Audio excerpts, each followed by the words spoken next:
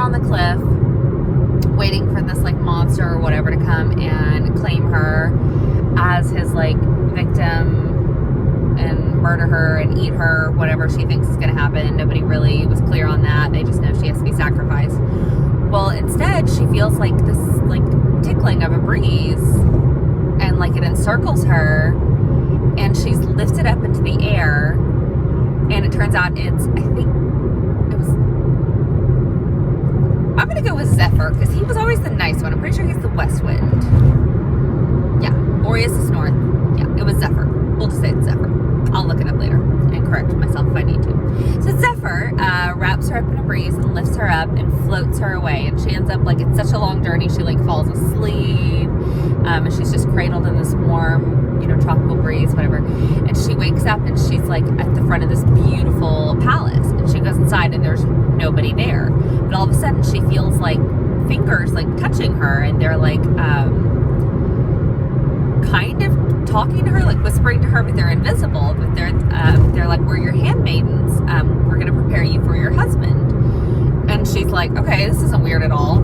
So they're like undressing her, like literally ghosts, like undressing her and, you know, redressing her, washing her. They feed her this huge feast. They treat her very well. They dress her hair for her. You know, she looks beautiful. And she's like, when will I meet my husband, this monster? Like, you know, when's this supposed to go down? Am I just gonna get raped while I sleep? Like, what the hell? And they're like, yeah, basically. It's not another way to phrase that. I'm sorry.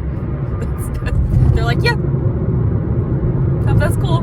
So she finally is like, well, I'm tired of waiting on him. And it's like pitch black. The last candle has burned out. She's asleep. And she wakes up and she feels a body. And he's like whispering like tender words to her and caressing her or whatever, and they have this like wonderful like romantic night, which anybody who has ever had a hymen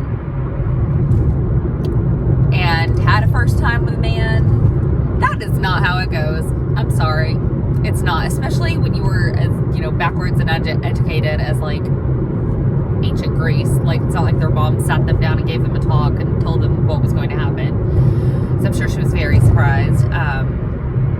But anyway, so she looks forward every night, but she's starting to get, you know, kind of bored. She's got these invisible servants, but those aren't really like friends to like hang out with because she can't fucking see them. But every day they treat her really, really well. They dress her hair for her. They bathe her with, you know, scented oils and make her these beautiful feasts and prepare her for her husband. And he comes in every night when it's pitch black and is a gentle and tender and wonderful lover to her, and, you know, cares for her and tells her how beautiful she is, and they really fall in love. Like, they have this beautiful love story. But okay, this video is getting really long, and there is a cop behind me. I'm wondering if he's like noticing that I'm making a video, or just wondering why I'm making a video.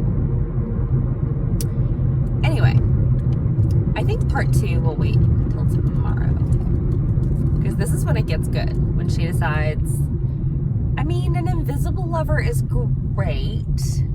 It's great. We've seen a lot of these like ghost love story documentaries and stuff. It's great, but I would like to know who has been fucking me and who I'm married to and what he looks like and why he has to hide himself. Although I feel like you'd be able to feel their facial features and notice if they were an actual monster. But it's a story, so whatever. Anyway, I will finish the story tomorrow. Promise.